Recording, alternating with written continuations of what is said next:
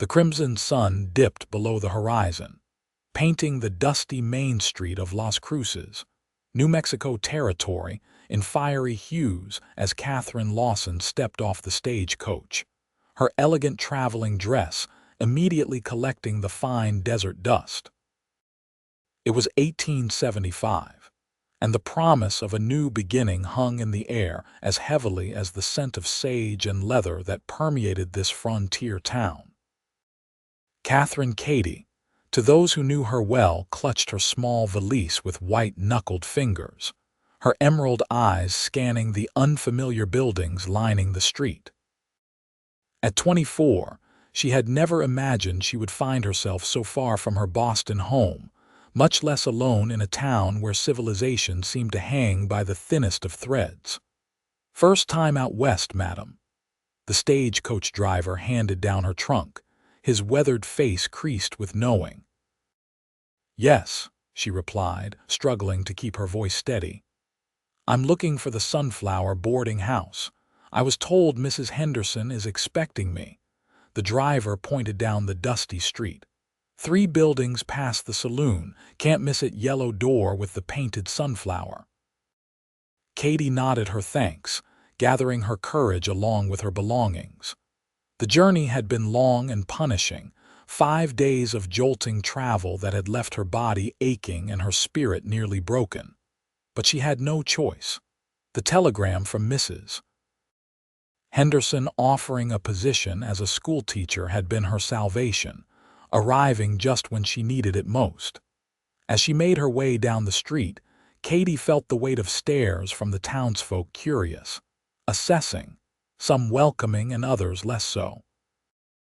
Las Cruces was growing, situated as it was along important trade routes, but it was still a place where newcomers were noticed, especially a single woman traveling alone. The Sunflower boarding house stood as promised, its yellow door a cheerful beacon in the gathering dusk. Katy had just reached for the brass knocker when a commotion from across the street caught her attention. "Get your filthy hands off her!"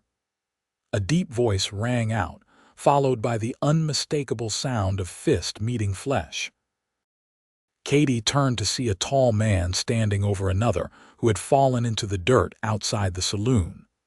The standing man's broad shoulders were outlined by the fading light, his stance that of someone accustomed to physical confrontation. A silver star glinted on his vest, the town marshal. "I warned you last time, Reeves. No harassing the working girls. Next time, I'm throwing you in a cell until you sober up enough to remember your manners." The man on the ground spat into the dirt before stumbling to his feet and staggering away. The marshal dusted off his hands and turned, his eyes catching Katy's across the street. Even in the dimming light, she could see they were a startling blue against his sun-darkened skin. For a moment, they simply looked at each other, a strange current passing between them that Katy couldn't name. He touched the brim of his hat in acknowledgement before turning back to the saloon doors. Katy released a breath she hadn't realized she'd been holding and knocked firmly on the boarding house door. Mrs. Henderson proved to be a stout woman with kind eyes and a no-nonsense manner. After showing Katy to her small but clean room, she explained the house rules and informed her that school would begin in 3 days' time, giving her a chance to settle in and prepare. "The children here need learning, Miss Lawson, but they need understanding too. Life's different out here than back east." "I'll do my best," Katy promised. "That marshal you might have seen, that's Xavier Sutton. He keeps order in town and he's on the school board too. You'll meet with him tomorrow to discuss your duties." Katy's pulse quickened at the name, remembering the tall figure from outside. "I believe I already saw him, managing a situation at the saloon." Mrs. Henderson chuckled. "Marshal Sutton has a way of managing situations, that's for certain. Been keeping Las Cruces from tearing itself apart for 3 years now. Good man. Keeps to himself mostly, but fair to everyone." That night, as Katy unpacked her meager belongings, she found herself pausing to look out the window at the unfamiliar stars hanging over the desert landscape. So different from the crowded Boston skyline. So far from everything she'd ever known, and so far from the scandal and heartbreak that had driven her west. Morning brought brilliant sunshine streaming through the thin curtains. Katie dressed carefully in her best day dress, a navy blue cotton with white piping that had seen better days but was still respectable. Her position as the town's schoolteacher required dignity, even if her past no longer afforded her much. After a hearty breakfast with Mrs. Henderson and the house's two other boarders, an elderly widow and a young clerk from the mercantile, Katie set out for the small schoolhouse at the edge of town. The building was plain but sturdy, with a bell tower and fresh whitewash that gleamed in the morning sun. When she tried the door, she found it unlocked, and inside was a single room with rows of wooden desks, a larger desk at the front, and a blackboard spanning the wall behind it. It's not much compared to those fancy Eastern schools, but it serves us well enough. The voice startled her. Katie whirled to find Marshal Sutton filling the doorway, his tall frame silhouetted against the bright outside light. Up close, he was even more imposing, broad-shouldered and lean-hipped, with a face that might have been handsome if not for the scar that ran along his jaw and the wariness that shadowed his eyes. "Marshal Sutton," she acknowledged, smoothing her skirts nervously. "I didn't hear you approach." "Old habit," he said, stepping inside and removing his hat to reveal dark hair that curled slightly at his collar. "Folks around here say I move too quiet for a man my size." There was no smile to accompany his words, but something in his tone suggested humor. Katie found herself relaxing slightly. "Mrs. Henderson said you wanted to speak with me about my duties," he nodded, moving further into the room but keeping a respectful distance. "School board's pleased to have someone with proper training. Last teacher was the preacher's wife. Good woman, but her heart was in scripture more than spelling." "I'll do my best with both," Katie promised. "How many students can I expect?" "About 20, ages 6 to 16. Some only come when the ranches and farms can spare them. We've got a mix Mexican, white, a few Apache children from families that settled nearby." Katie's eyebrows rose. "Apache children attend the school," something hardened in the marshal's expression. "Problem with that, Miss Lawson?" "Not at all," she said quickly. "I'm just surprised. In the East, such integration is uncommon. The East has its ways, out here we have ours." His tone was neutral but firm. "Every child deserves learning, regardless of where their people come from." Katie felt her cheeks flush with embarrassment. "Of course.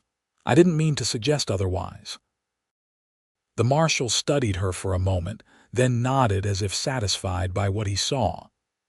"Town council voted funds for new books. They're at my office. I can have them brought over this afternoon." "Thank you. That would be most helpful." He turned to leave but paused at the door. "Mrs. Henderson says you're from Boston. Long way to come." It wasn't quite a question, but the implication was clear. People didn't travel across a continent without reason, especially women alone. "I wanted a change," Katie said simply, unwilling to elaborate. For a moment she thought he might press her, but instead he simply nodded again. "Las Cruces is certainly that. Good day, Miss Lawson." As he departed, Katie found herself watching him longer than was strictly proper. There was something about Marshal Sutton that intrigued her, a complexity beneath his stern exterior that she couldn't quite decipher. That afternoon, as promised, the books arrived, carried not by a deputy as she'd expected, but by the marshal himself. He set the heavy crate on her desk with ease that spoke of considerable strength. "These should get you started," he said. "Reading primers, arithmetic, some history. Not much on science, I'm afraid." Katie opened the crate, inhaling the scent of fresh paper and binding glue. These are wonderful. The children will be thrilled. Some will, he said with a hint of a smile. Others would rather be riding or hunting. Then I'll have to make learning compelling enough to compete with those pursuits. This time his smile emerged fully, transforming his stern features. I'd like to see that. For the next few days, Katie threw herself into preparing the schoolhouse and curriculum. She met several of her future students and their parents when they came to town, each interaction reinforcing her determination to prove herself worthy of the trust they were placing in her. Las Cruces was beginning to feel less foreign. She established a routine breakfast at the boarding house, days at the school, evenings grading papers or reading in the parlor. Occasionally, she would see Marshal Sutton on his rounds through town, and they would exchange polite nods, nothing more. Until the night of the storm. The desert sky had been threatening all day, dark clouds building on the horizon. By evening, the wind was howling around the eaves of the boarding house, carrying dust and debris through the streets. Katie had just finished her dinner when the first raindrops fell fat, heavy splashes that quickly became a torrent. Mrs. Henderson clucked her tongue worriedly. "This isn't good. When it rains like this, the arroyos flood. Pray no one's caught out there tonight." As if summoned by her words, a pounding came at the door. Mrs. Henderson opened it to reveal Marshal Sutton, soaked to the skin, his usually composed face tight with urgency. "Need help, Alina," he said, water streaming from his hat brim. "The Mendoza place is flooded. Got the family out, but they need shelter. The hotel's full with that cattle buyers group." "Bring them here," Mrs. Henderson said immediately. "We'll make room. There's more," he continued. "Doc says the schoolhouse roof's leaking bad, all those new books." Katie was on her feet before she realized it. "I'll come." "Miss Lawson, it's dangerous out there," Mrs. Henderson protested. "The books will be ruined," Katie insisted, already reaching for her shawl. "I can't let that happen." The marshal's eyes met hers, assessing. After a moment, he nodded. "Stay close to me. It's not far, but the streets are like rivers now." Outside, the rain was blinding. Marshal Sutton wrapped a protective arm around her shoulders, guiding her through the deluge. Katie could barely see, trusting his strength and knowledge of the town to keep them safe. The schoolhouse was indeed in trouble. Water streamed through the ceiling in several places, pooling dangerously close to the bookshelves and desks. "We need to move everything away from the leaks," Katie shouted over the drumming of rain on the roof. Together, they worked quickly, shifting desks, stacking books on higher surfaces, placing buckets under the worst leaks. The marshal moved with efficient purpose, anticipating what needed doing without being told. When they'd done all they could, they stood in the center of the room, breathing hard. Katie's dress was sodden, her hair plastered to her face. The marshal looked no better, his shirt clinging to the muscled contours of his chest and arms. "Thank you," she said, suddenly conscious of their isolation, of the intimacy created by their shared purpose and the storm raging outside. He reached out, hesitated, then gently brushed a strand of wet hair from her cheek.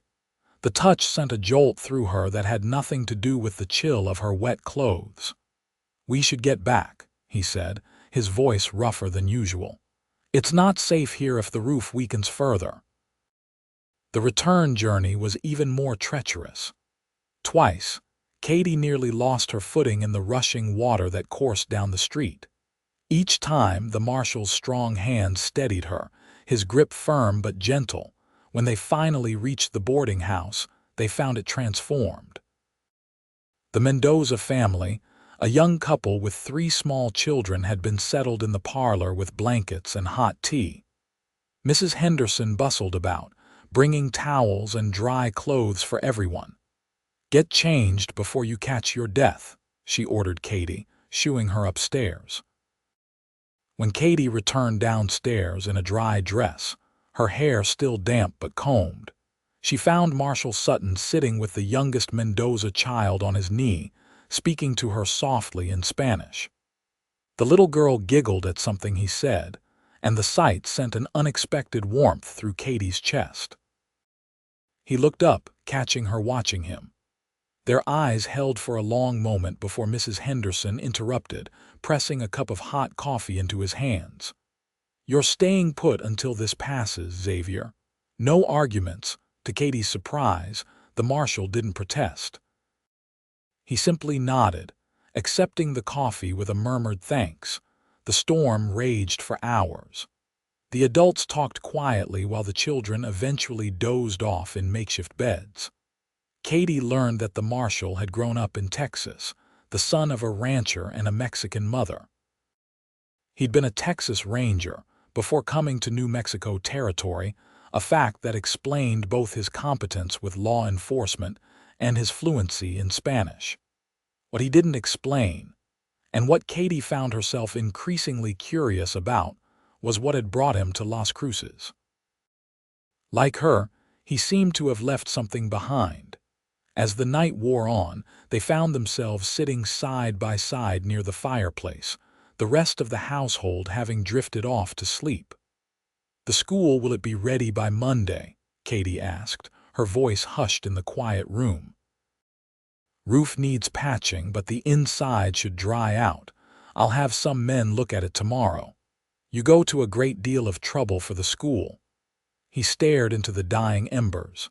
"Education matters, changes what's possible for a person." There was something personal in his tone that made Katie bold. "Did it change things for you?" His eyes, when they met hers, held a surprising vulnerability. "My mother taught me to read when I was young. My father thought it was a waste for a boy who'd grow up working cattle, but she insisted." A faint smile touched his lips. "Said reading would open doors that strength alone couldn't." She sounds wise. She was. The past tense hung between them, an unspoken sorrow Katie found herself sharing in return. "My father was a professor at Harvard. Our house was full of books. I always assumed I'd be a teacher, just not." She gestured vaguely. "Here." "What happened?" he asked quietly.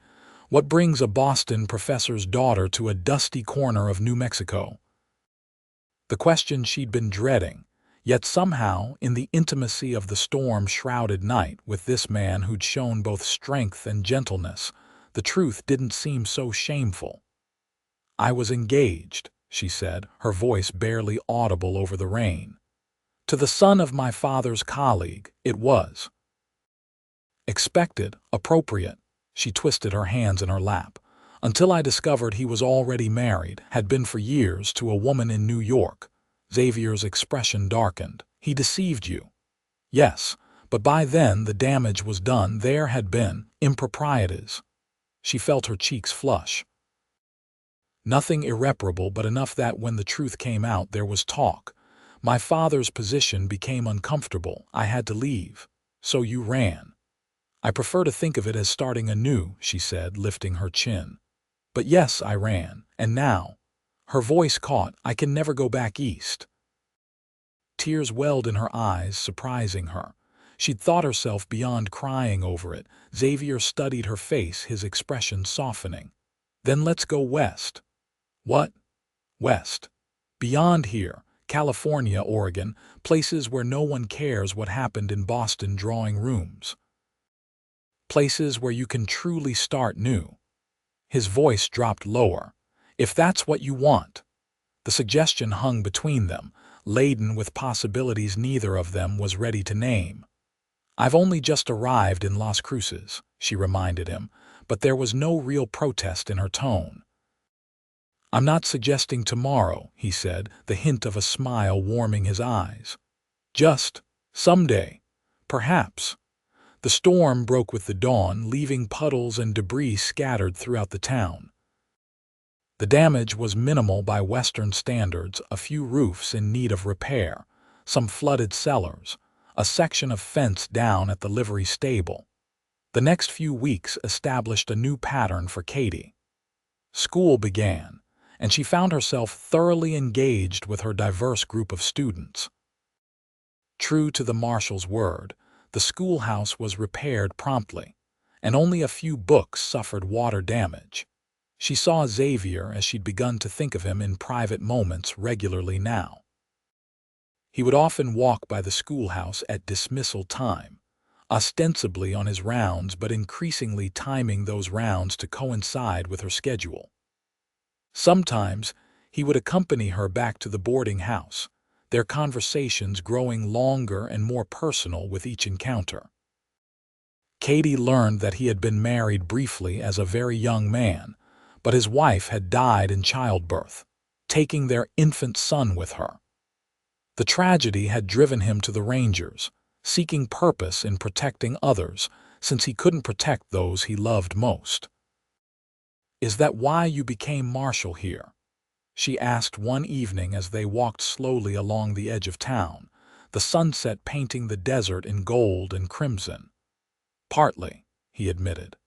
Las Cruces needed someone who understood both sides of the territory, the Mexican heritage and the American influx. Someone who could navigate between worlds. "And you can," he shrugged, a gesture she'd come to recognize as discomfort with praise. "I try, not always successfully." "The town respects you," she observed. "That suggests more success than failure." Their walks became a regular occurrence, noted with knowing smiles by Mrs. Henderson and increasingly by the townspeople as well. Katie found herself looking forward to them with an eagerness that both thrilled and frightened her. She hadn't come west seeking romance, hadn't believed herself capable of trusting a man again so soon. Yet, Xavier Sutton was unlike any man she'd known in Boston. His integrity was not a social veneer, but something bone deep, tested by hardship and tragedy. When he spoke, his words carried the weight of careful consideration. When he promised something, she never doubted it would be done.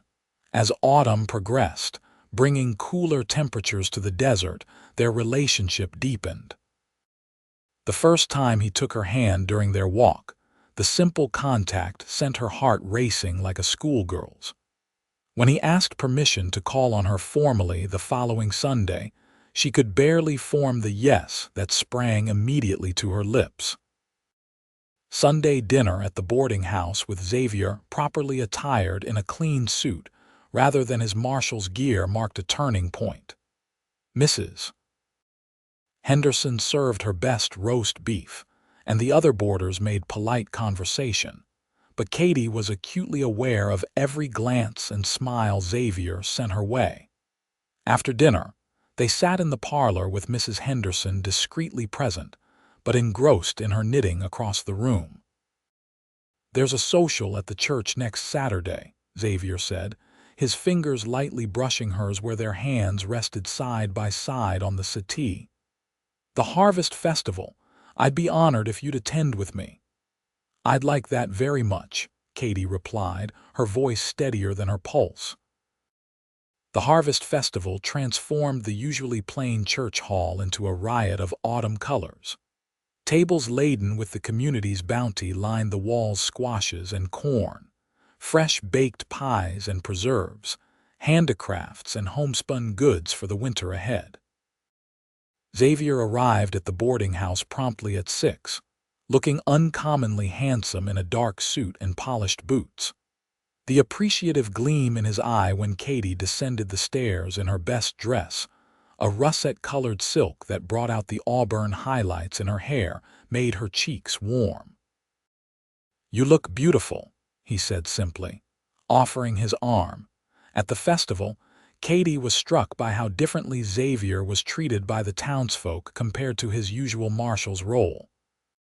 Here, he was simply a respected member of the community, greeted warmly, included in jokes, pulled into conversations about cattle prices and the coming winter.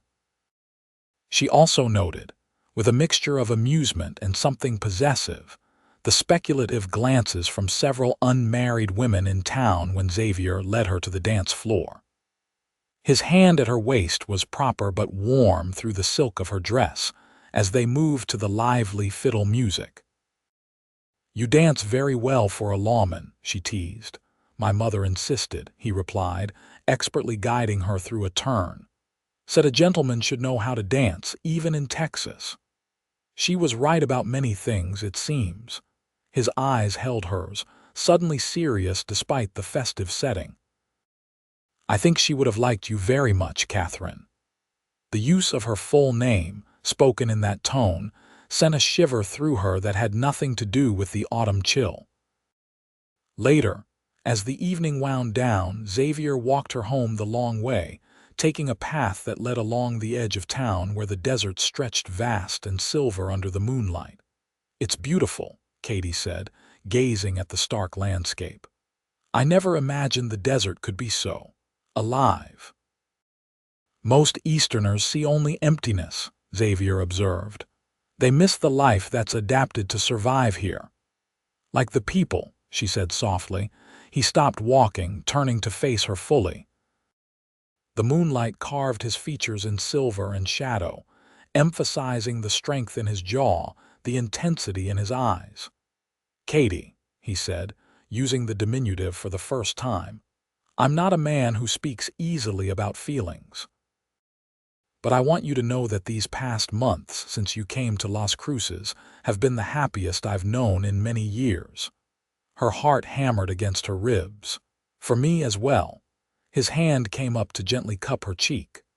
"I don't want to rush you. I know you came here to heal, to start again." "I did," she acknowledged. "But I never expected to find someone like you." The kiss, when it came, was gentle at first, a question more than a demand. When she responded, leaning into him, his arms encircled her waist, drawing her closer as the kiss deepened into something that left her breathless. When they finally parted, Katie felt as though the solid ground beneath her had shifted somehow. Everything looked the same: the moon, the desert, the silhouette of the town, but everything had changed. "I should take you home," Xavier said, his voice rougher than usual.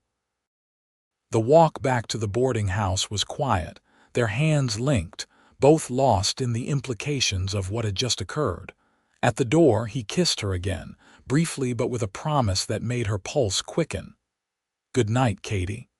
"Good night, Xavier." She watched him walk away, his tall figure gradually disappearing into the shadows of the street, before going inside with her thoughts in pleasant disarray. The following weeks passed in a haze of happiness for Katie. Her days were filled with teaching, her evenings increasingly spent in Xavier's company.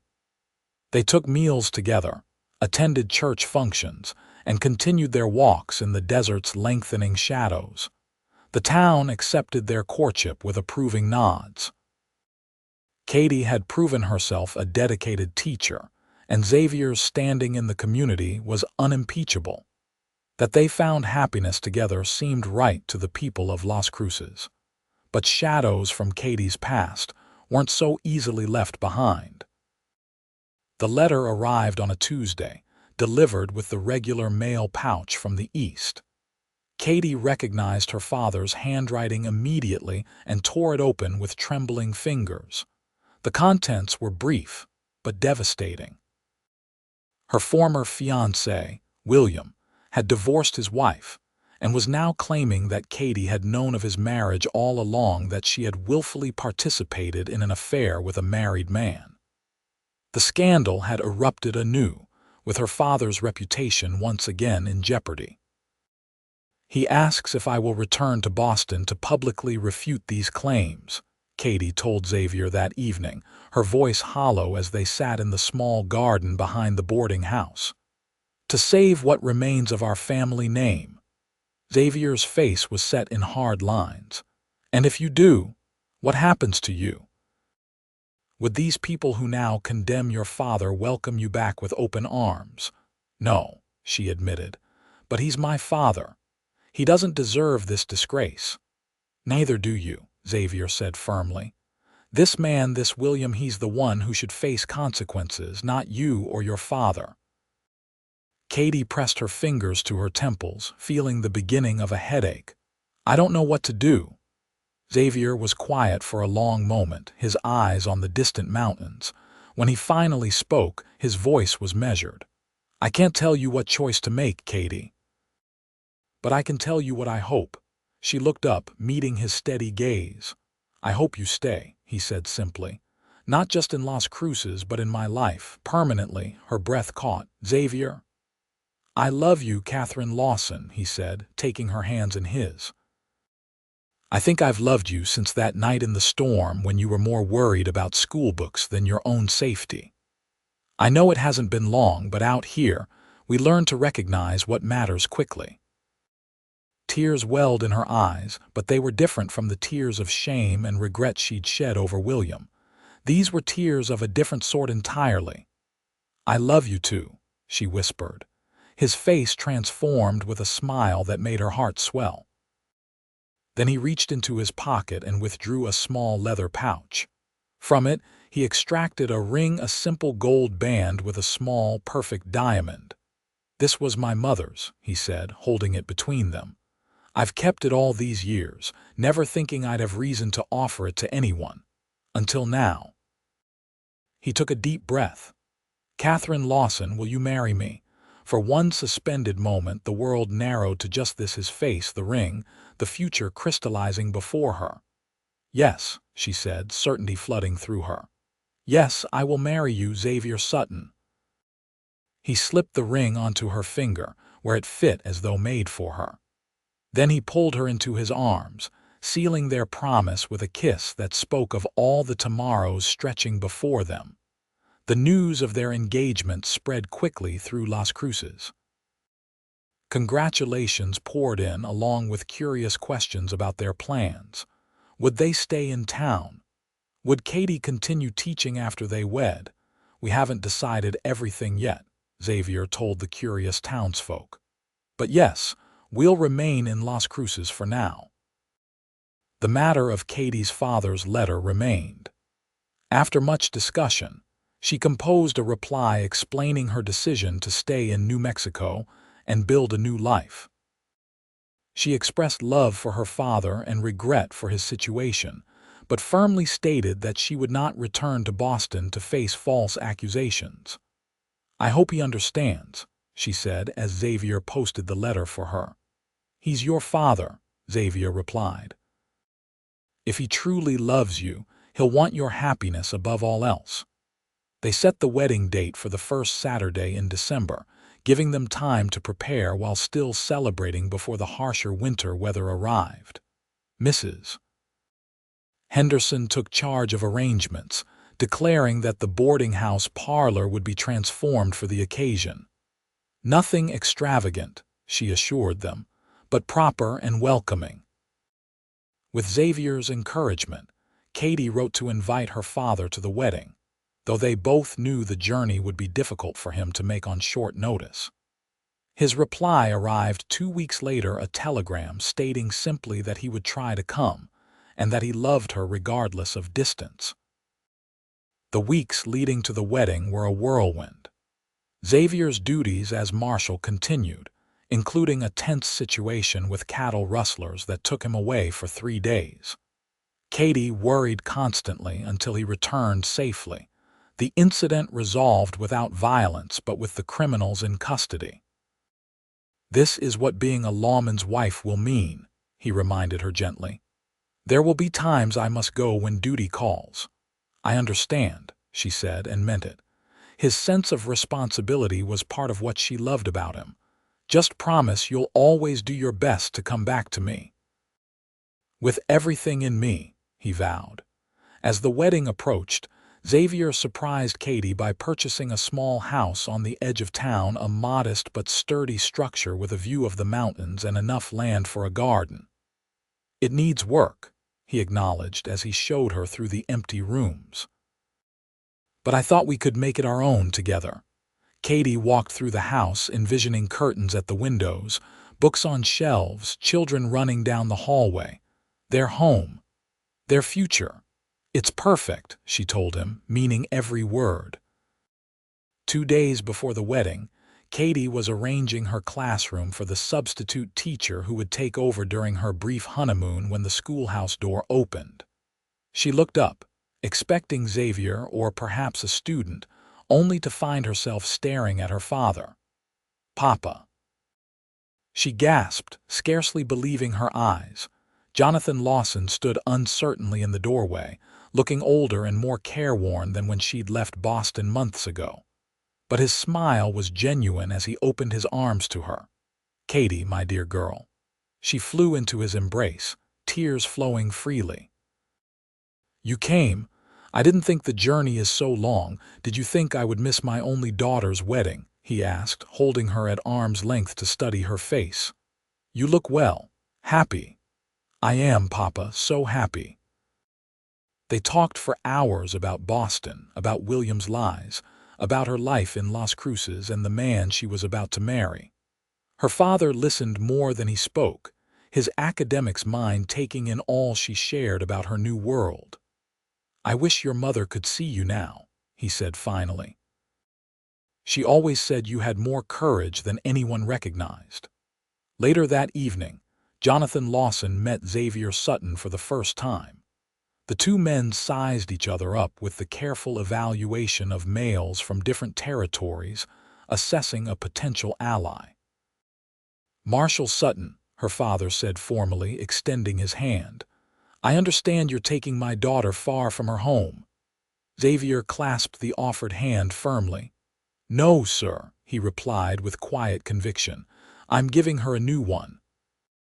Something in her father's expression shifted, a tension easing. "Then I wish you both every happiness." The wedding day dawned clear and cold, the desert winter showing its crisp beauty. Katie dressed in a gown of ivory silk that Mrs. Henderson had helped her alter from one of her Boston dresses, adding lace at the collar and cuffs to soften the severe Eastern styling. Her father escorted her down the makeshift aisle in the boarding house parlor, where Xavier waited with the town's minister. The room was crowded with well-wishers, her students and their families, townspeople who had become friends, even a few of the Apache families whose children attended her school. Xavier's face when he saw her was something Katie knew she would remember until her dying day, a look of such love and wonder that it nearly stopped her breath. The ceremony was simple, but heartfelt. They exchanged vows and rings, promising to cherish and support each other through whatever life brought their way. When the minister pronounced them husband and wife, Xavier's kiss was both tender and possessive, drawing good-natured cheers from their guests. The celebration continued well into the evening, with food and music and dancing. Katie found herself passed from partner to partner as townsmen claimed the traditional dance with the bride. But her eyes kept finding Xavier across the room, his gaze always returning to her, like a compass finding true north. As the party began to wind down, her father drew her aside for a private moment. "I have something for you," he said, pressing a small package into her hands. "Your mother wanted you to have this when you married." Inside was a delicate gold locket containing miniature portraits of her parents on their wedding day. "Oh, Papa," she whispered, clasping it around her neck. "We are so proud of you, Katie," he said, his voice thick with emotion. "I see now that you've found where you belong. It may not be Boston, but it's where your heart is at home." When they finally departed for their new house, riding in Xavier's wagon beneath a canopy of stars, Katie felt a sense of rightness settle deep in her bones. This dusty, wild territory that had once seemed so foreign was now her home, not because of the land itself, but because of the man beside her. Their wedding night was everything Katie had both anticipated and feared: intimate, sometimes awkward, ultimately beautiful in its honesty. Xavier was patient and tender, guiding her through unfamiliar territory with the same care he'd shown her since they met. Afterward, lying in his arms as the desert night wrapped around their small house, Katie traced the scar along his jaw with gentle fingers. "Happy," he murmured, his voice drowsy with contentment. "Completely," she replied, and marveled at the simple truth of it. The years that followed brought changes to Las Cruces and to the Suttons. Katie continued teaching until the birth of their first child, a son they named Jonathan after her father. 2 years later, a daughter joined their family, christened Alina after Xavier's mother. The town grew as the railroad expanded through the territory. Xavier eventually hung up his marshal's badge to take a position as a judge when New Mexico moved closer to statehood, his understanding of both American and Mexican law making him invaluable to the territorial government. Katie's father visited twice more before his passing, each time marveling at the life his daughter had built so far from Boston's cobblestone streets. Letters from the East became less frequent as old connections faded, and new ones formed in the sun-baked landscape of their western home. On their 10th wedding anniversary, Xavier surprised Katie with a trip to Santa Fe, the first real journey they'd taken together since their marriage. They left the children with Mrs. Henderson, who had become like a grandmother to them, and spent 3 days exploring the territorial capital. On their last evening there, they stood on a hotel balcony overlooking the plaza, Xavier's arm around Katie's waist as the sunset painted the adobe buildings in gold. "Any regrets?" he asked, the question both casual and profound. Katie thought of Boston, of the scandal that had driven her west, of all the might-have-beens that never came to pass. Then she thought of their children, their home, the community that had embraced her, and the man whose steady love had never wavered. "Not one," she said, turning in his arms to face him. "You," Xavier smiled, the lines at the corners of his eyes deeper now but his gaze still clear and direct as the day they'd met. "Only that I didn't find you sooner." He kissed her then, a kiss that held a decade of shared history and still promised more to come. When they parted, Katie rested her head against his chest, listening to the strong, steady beat of his heart. "What do you think happens next?" she asked. "For us, for New Mexico, for everything." Xavier's hand stroked her hair, still the same gesture of tenderness after all these years. "I don't know exactly. The territory will become a state soon. The children will grow. We'll grow older together." "Together," Katie repeated, liking the sound of it. "East. West, it doesn't matter as long as we're together." "Nowhere else I'd rather be," Xavier agreed, his arms tightening around her as the last light faded from the sky, leaving the stars to watch over them, two people who had found home not in a place, but in each other. Years continued to pass, bringing both joy and sorrow as all years must. The children grew tall and strong, Jonathan with his father's quiet strength, and Alina with her mother's quick mind and determination. New Mexico achieved statehood in 1912, and the Suttons celebrated with the rest of Las Cruces, proud to have played their parts in the territory's growth.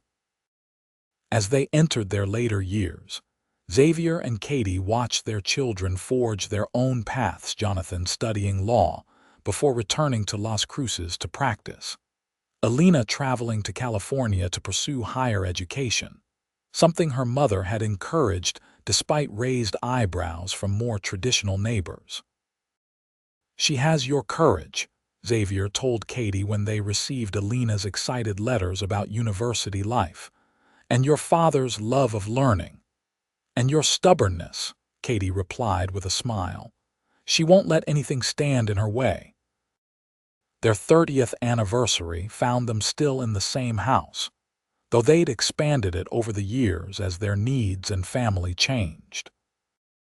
The garden Katie had planted had matured into a desert oasis, with native plants that thrived in the harsh climate alongside carefully tended vegetables and herbs. On a warm evening in spring, they sat on their porch swing, watching the sunset paint familiar mountains in shades of purple and gold. Xavier's hair was silver now, Katie's auburn streaked with gray, but his hand still sought hers with the same sureness as always. "You ever wonder what might have happened if you'd gone back east when your father asked?" Xavier mused, the question one they rarely revisited after so many years. Katie considered it briefly. "Sometimes, I might have cleared my name in Boston society, might have married someone respectable and proper." She squeezed his hand. "And I would have missed everything that matters most. No regrets then." It was their oldest private question, a touchstone they returned to through the decades. "Not one," she assured him, the answer unchanging despite the passing years. "Though I do wish Elena would write more often." Xavier chuckled. "She's busy discovering her world, just as you once discovered yours." "I suppose we raised her too well," Katie sighed. "Too independent for her own good. Or for her mother's peace of mind." Xavier agreed with the wisdom of a father who had learned to let go. When Jonathan married a local girl the following year, the celebration filled their home with laughter and new connections. Elena returned from California for the wedding, bringing stories of suffragettes and political rallies that both alarmed and secretly delighted her mother. "The world is changing so quickly," Katie remarked to Xavier as they watched their children dancing at the reception. "Sometimes I hardly recognize it from the one we grew up in." "Good changes, mostly," Xavier replied. "Though I miss the days when a man's word and a handshake were enough to seal any deal." Their conversation was interrupted by Jonathan's approach, his new bride on his arm, and a slightly nervous expression on his face that reminded Katie powerfully of Xavier in their early days. "Papa, Mama," he began, "Sarah and I have something to tell you. We've decided to take over the old Peterson ranch. It needs work, but with your blessing and perhaps a small loan." Xavier clasped his son's shoulder. "You have both. The land is good there, always has been. You'll make it thrive." Katie embraced her new daughter-in-law. "And you'll be close enough to visit often. Perhaps in time for us to spoil grandchildren." Sarah blushed prettily. "We hope so, Mrs. Sutton." "Katie," she corrected gently. "We're family now." That night, lying beside Xavier in the quiet darkness of their bedroom, Katie felt a profound contentment. "Our family is growing," she murmured. "Changing, but in wonderful ways." Xavier's arm tightened around her waist. "Did you ever imagine, that day you stepped off the stagecoach, that your life would unfold this way?" "Never," she admitted. "I was so frightened, so certain I'd made a terrible mistake coming west. And now—" She turned to face him, finding his features in the moonlight that streamed through their window. Though age had changed them both, in this light she could still see the handsome Marshal who had first captured her heart with his quiet strength and unexpected gentleness. "Now I know it was the best decision I ever made," she said simply. "That day when I told you I could never go back east and you said, 'Then let's go west,'" he finished, the memory as clear to him as it was to her. "Best offer I ever made." "Best offer I ever accepted," she countered, settling back into his embrace.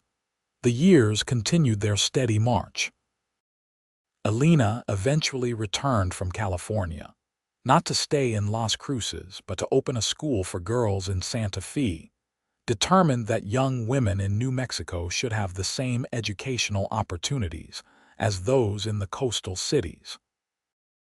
Her occasional visits brought a whirlwind of progressive ideas and affectionate arguments with her father about the changing role of women in society. Jonathan and Sarah's ranch prospered, and they presented Xavier and Katie with 3 grandchildren who quickly became the center of their grandparents' world. The oldest, a boy named Xavier after his grandfather, showed the same quiet thoughtfulness as his namesake. The two girls, twins named Rose and Rachel, had their grandmother's quick mind and love of books. In their 40th year of marriage, as New Mexico settled into its identity as a state and automobiles began to replace horses on the streets of Las Cruces, Xavier suffered a mild heart attack. The scare brought Alina hurrying home from Santa Fe, and Jonathan keeping constant vigil at his father's bedside. "Stop looking so worried," Xavier told Katie when the doctor finally allowed her to see him. "I'm not going anywhere just yet. Still have too much living to do with you." She took his hand, noting how thin it seemed suddenly, how prominent the veins beneath his skin. "You promised once that you would always come back to me," she reminded him. "I'm holding you to that, Xavier Sutton." His smile was tired but genuine. "Have I ever broken a promise to you?" "Not once in 40 years, she acknowledged. "Don't start now." He recovered slowly but steadily, though the doctor advised him to avoid strenuous activity.